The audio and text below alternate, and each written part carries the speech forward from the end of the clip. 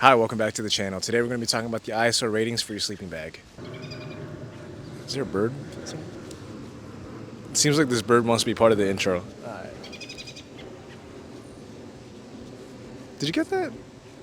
The International Standards Organization, also known as ISO, sets a temperature rating on sleeping bags from testing them in a temperature-controlled room. In these tests, they use heat sensors on a dummy to accurately record their measurements. The test is conducted on a dummy wearing a base layer top, bottom, socks, and face mask while laying on a winter-focused sleeping pad, as shown here. Oh God, what the f? You can typically find these ratings on the sleeping bag itself or on the company's website, letting you know the manufacturer is paid to get the bag tested. After the test has been completed, the sleeping bag will be given 3 temperature ratings.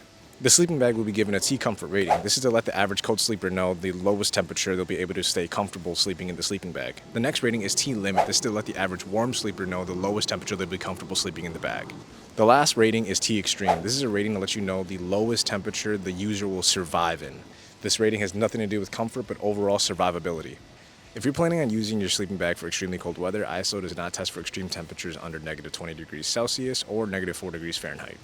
So it's important to be mindful of that before purchasing your sleeping bag. The T-comfort and T-limit ratings are often associated as male or female ratings. This is because women scientifically sleep colder than men, so female users should look towards the T-comfort rating, while men who typically sleep warmer should look towards the T-limit rating. It's also important to keep in mind that the ISO temperature testing utilizes a winter-focused sleeping pad, meaning it has a higher R value. And although every individual has their own tolerance to the cold, the ISO ratings are tested to give a more accurate comparison of the different manufacturers of sleeping bags. Knowing that your sleeping bag was ISO tested is a strong indicator that your sleeping bag was made with integrity.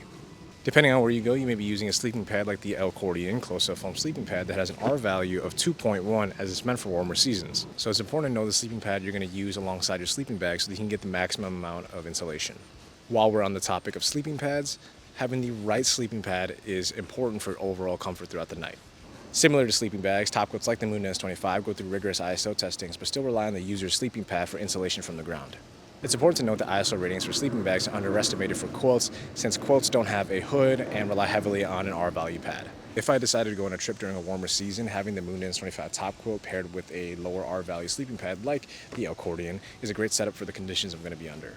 But if I were to be venturing off into colder conditions, having the Moondance 25 top quilt paired with a higher R value sleeping pad would be a better setup for dealing with insulation in the cold. But if you want to know more about what R value means, I made a video a while back talking about the importance of R value when choosing your sleeping pad, so make sure you check that out. But now let's talk about ways to keep you warm while sleeping. Caffeine break. Not sponsored.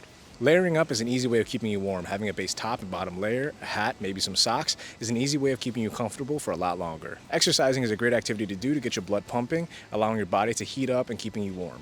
But of course, don't exercise to the point of sweating. Just a couple of push-ups and sit-ups will do just fine. Lastly, having a snack before going off to bed can help in sleeping warm as it gets your body's digestive system active. More cookies for me. I hope you found this video helpful. If you're interested in the sleeping pad or top coat shown in this video, as well as any other affordable backpacking gear, make sure to check out our website at featherstoneoutdoor.com. Anyways, for more content like this, make sure to like and share this video, as well as checking out our other social media channels so that you never miss any new content and promotions. Anyways, stay safe, keep exploring. I'll see you in the next video.